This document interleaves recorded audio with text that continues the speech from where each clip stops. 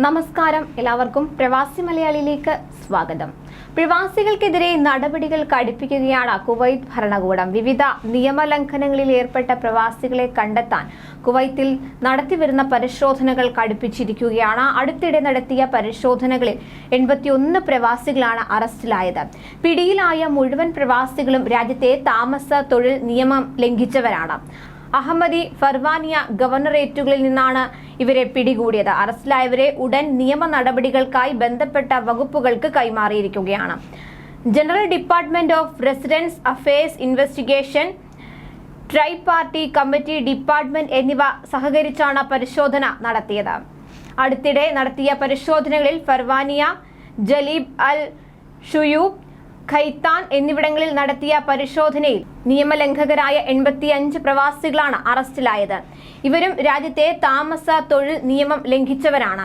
ഇതിനു പുറമെ അഹമ്മദി ഗവർണറേറ്റിലെ മക്ബൂല, മംഗഫ് ഏരിയകളിലും അധികൃതർ പരിശോധന നടത്തിയിരുന്നു. പിടിയിലായവരെ തുടർ നിയമ നടപടികൾക്കായി ബന്ധപ്പെട്ട വകുപ്പുകൾക്ക് കൈമാറിയിരിക്കുകയാണ്. കുവൈത്തിനു പുറമെ സൗദിയും നിയമലംഘകർക്കെതിരെ നടപടി തുടരുകയാണ്. ഓരോ ആഴ്ചയും പരിശോധനയിൽ പിടിയിലാകുന്നവരുടെ കണക്കുകൾ ആഭ്യന്തര മന്ത്രാലയം പുറത്തുവിടാറുണ്ട്.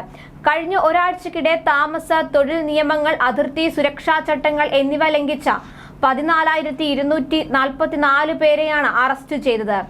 ഓഗസ്റ്റ് 3 മുതൽ 9 വരെയുള്ള 7 ദിവസത്തിനിടെ രാജ്യത്തുടനീളം സുരക്ഷാ സേനയുടെ വിവിധ യൂണിറ്റുകൾ നടത്തിയ സംയുക്ത ഫീൽഡ് ക്യാമ്പയിനിടെയാണ് അറസ്റ്റ് നടന്നതെന്ന് ആഭ്യന്തര മന്ത്രാലയം അറിയിച്ചു.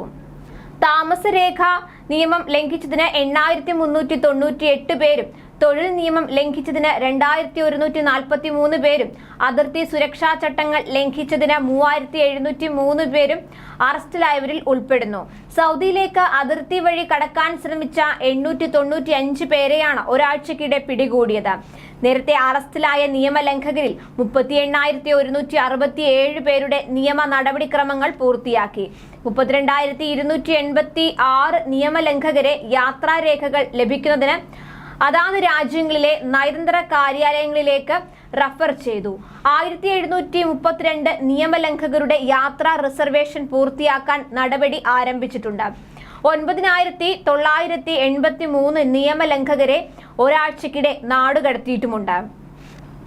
താമസരേഖയില്ലാത്ത പ്രവാസികളെ ജോലിക്ക് നിയമിച്ചാൽ തൊഴിലുടമയ്ക്ക് കടുത്ത ശിക്ഷ നൽകുമെന്നും സൗദി ആഭ്യന്തര മന്ത്രാലയം ഓർമ്മിപ്പിച്ചു. ഉത്തരവാദിത്തപ്പെട്ട സ്ഥാപന മാനേജർക്ക് 1 വർഷം വരെ തടവും സ്ഥാപനത്തിന് 5 വർഷം വരെ റിക്രൂട്ട്മെന്റ് നിരോധനവും ഏർപ്പെടുത്തും. മാനേജർ വിദേശിയാണെങ്കിൽ നാട് കടത്തുകയും ചെയ്യും. നുഴഞ്ഞുകയറ്റക്കാർക്ക് രാജ്യത്തിനകത്തേക്കുള്ള പ്രവേശനം സുഗമമാക്കുകയോ ഗതാഗതമോ പാർപ്പിടമോ മറ്റേതെങ്കിലും സഹായമോ സേവനമോ നൽകുകയോ ചെയ്താൽ 15 വർഷം വരെ തടവും പരമാവധി 10 ലക്ഷം റിയാൽ പിഴയും ശിക്ഷയായി ലഭിക്കുമെന്നും ആഭ്യന്തര മന്ത്രാലയം മുന്നറിയിപ്പ് നൽകി. വാഹനങ്ങളും താമസ കേന്ദ്രങ്ങളും കണ്ടുകെട്ടുകയും ചെയ്യും. കൂടുതൽ പ്രവാസി വാർത്തകൾക്കായി ഈ ചാനൽ സബ്സ്ക്രൈബ് ചെയ്യുക.